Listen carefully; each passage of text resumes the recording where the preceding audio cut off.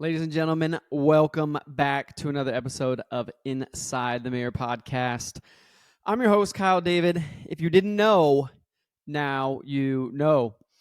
Hey, today, February 17th, marks 9 years of sobriety for me. 9 years since I last drank or drugged. So, anyways, it's that's not what we're talking about today, but February 17th, 2015, I checked into rehab, and my life has changed drastically since then. So, anyways, like I said, we're not going to talk about it today, but I am thinking about it today. And if that's something you struggle with, happy to help. Please send me a message and we can chat. But 9 years sober. Wow, time flies. Anyways, like I said, not talking about that today. Want to talk about something different, but something that is along those lines that's helped me along the journey.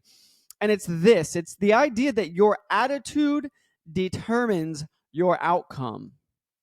Your attitude determines your outcome. A lot of times, whether you're in business or sales or personal development, you hear the phrase, your inputs determine your outcomes.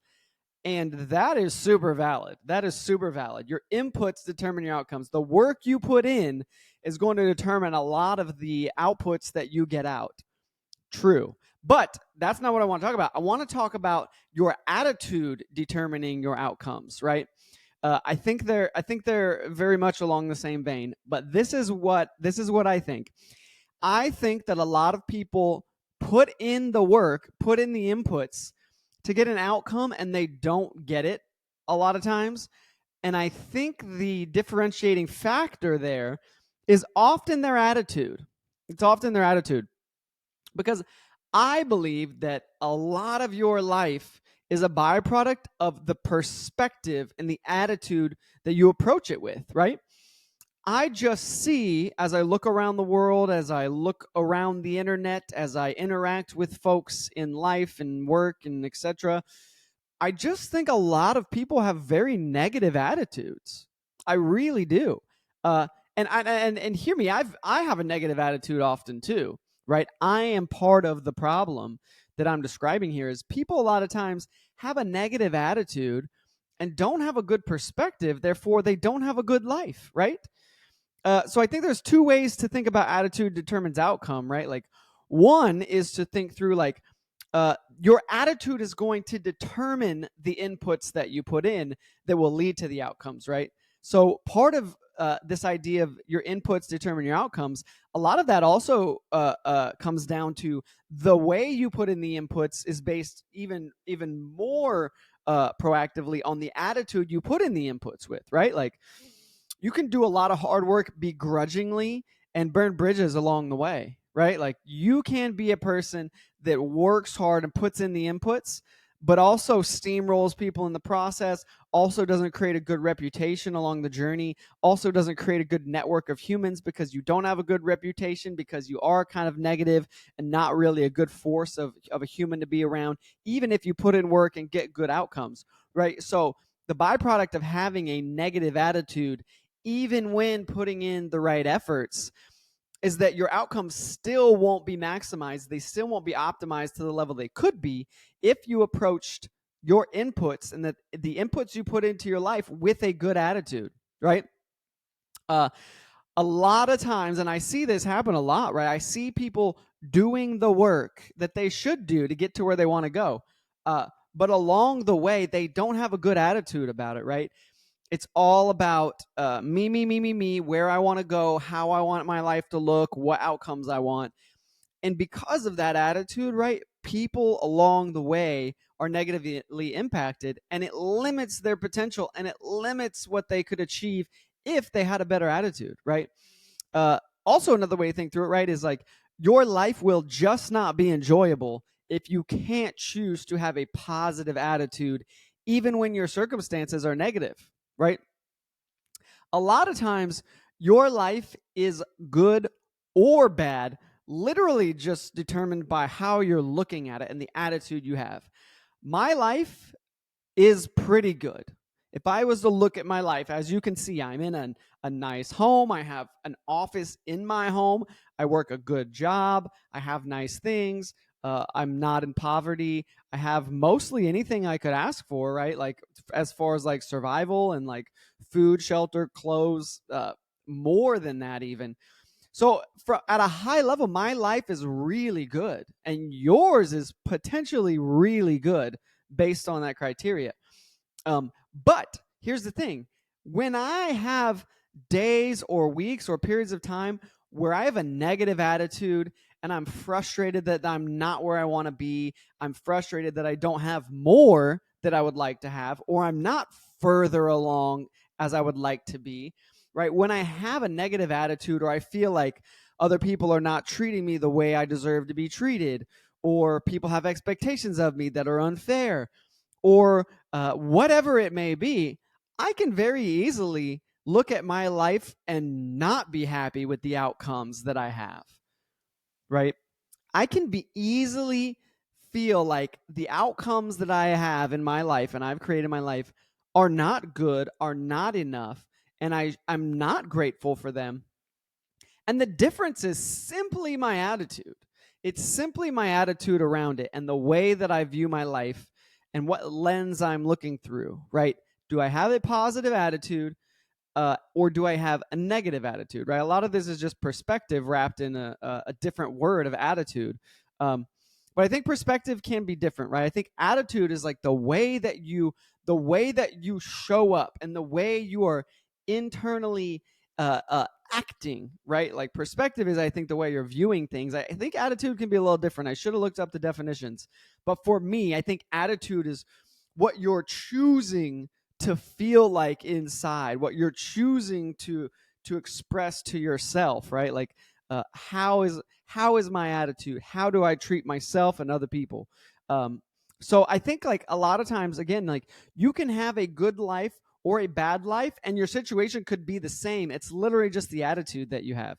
Um, Again, going back to the idea that your attitude determines your outcomes, right? Like here's an example. It may not be the best example, right? Two people, because I'm in sales and in business, I like to use these examples, right? Two salespeople, right? Putting in the same amount of hard work and effort and grind, right?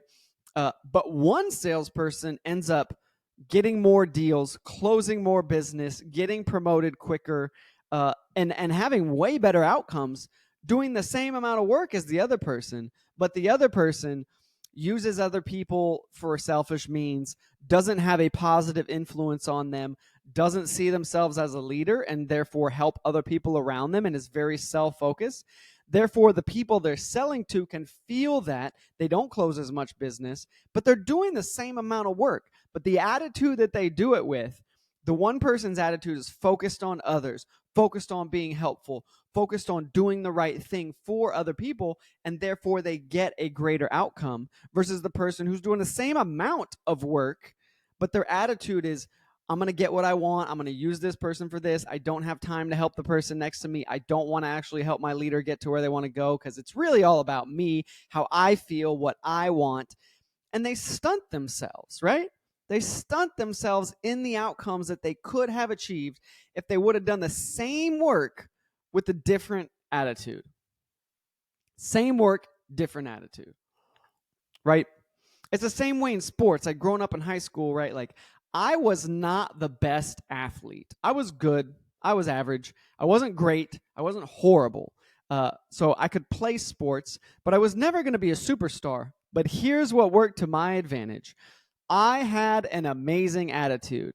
And that's not to be arrogant, but it is the facts. If you can go back and talk to my coaches in high school, Kyle Crabtree had a good attitude.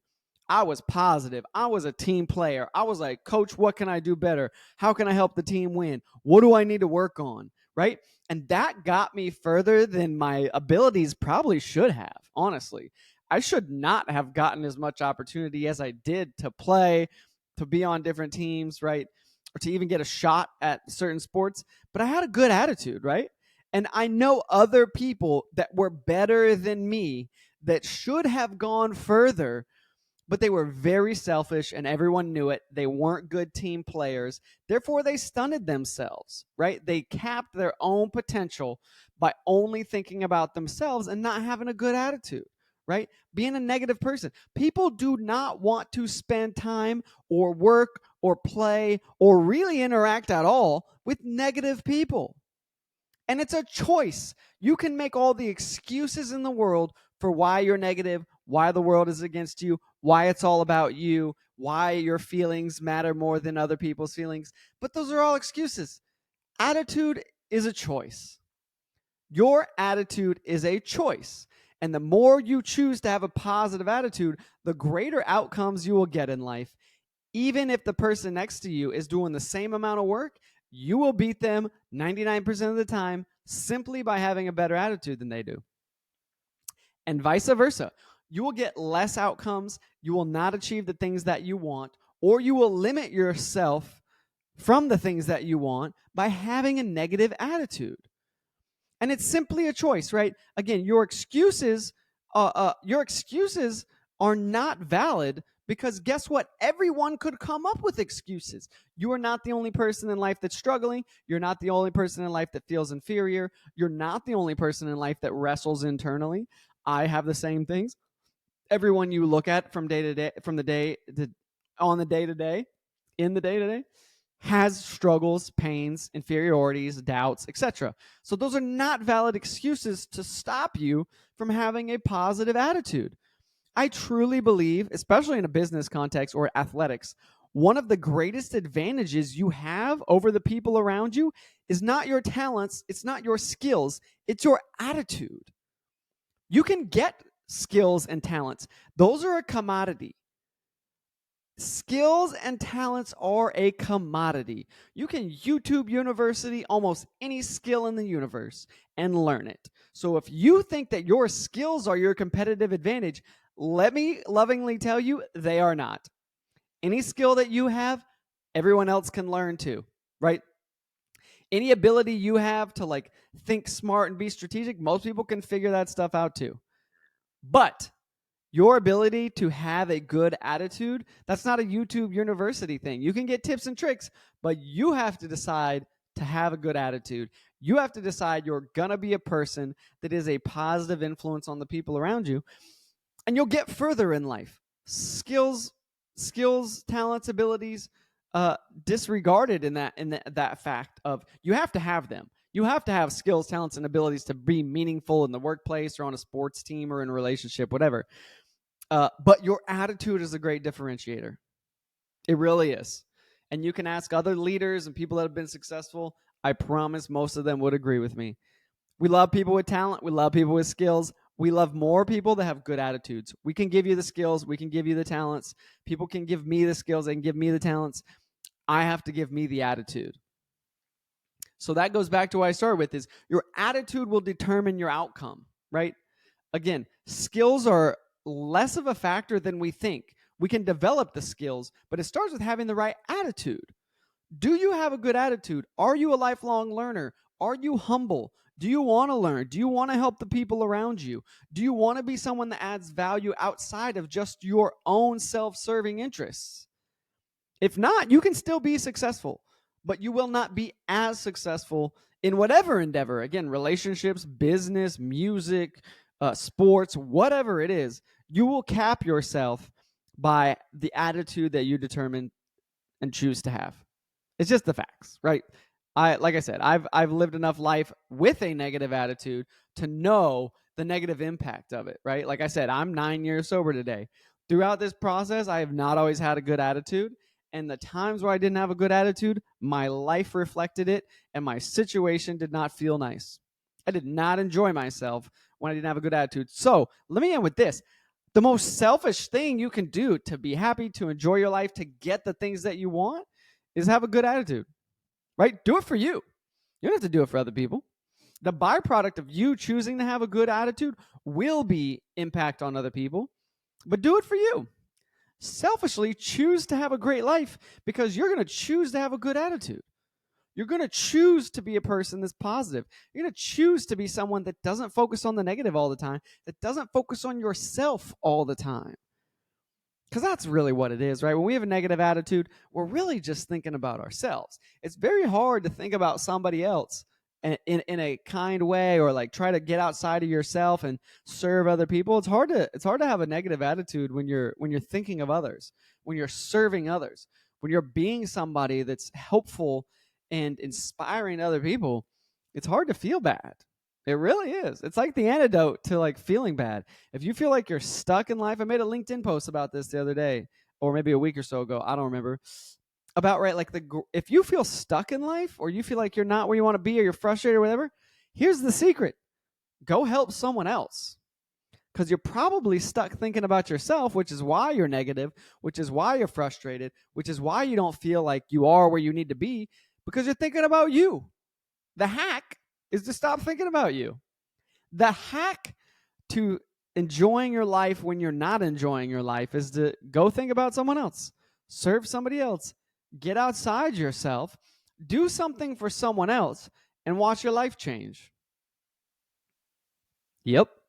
Do something for somebody else, watch your life change, right? The happiest people are people that are just giving it all away. They are focusing their life, their attitude, and their effort on helping other people.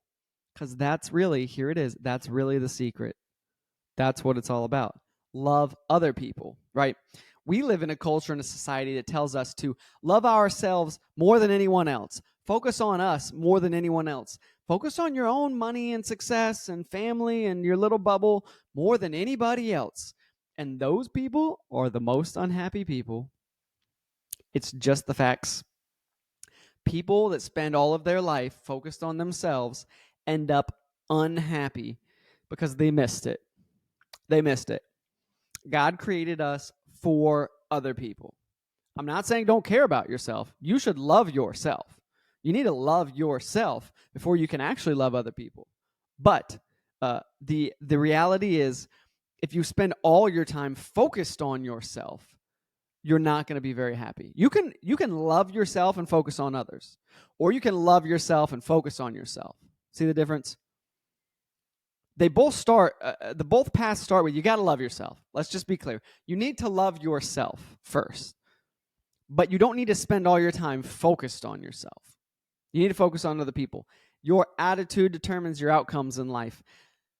And that's where I'm going to leave it. Your attitude determines your outcomes. Have a better attitude, have better outcomes. That's all I got, guys. Thanks for listening. Thanks for tuning in. I'm excited to have more guests on again. I talked about this last week. I had my buddy Derek on. That was a good podcast. That was a good conversation. I got more guests lined up that I think you're going to really like, some inspiring humans. So I am excited about the future of the podcast. I appreciate you coming on the journey with me for however many years it's been. But thanks for bearing with me. Hopefully you've got some value out of it. Hopefully I've made you think a few times. Hopefully you've disagreed with me a few times. Because if we all just agree on everything always, what is that? That's not right. So anyways, thanks for listening. I appreciate you guys. I'll be back next week with another episode of Inside the Mirror Podcast. Adios.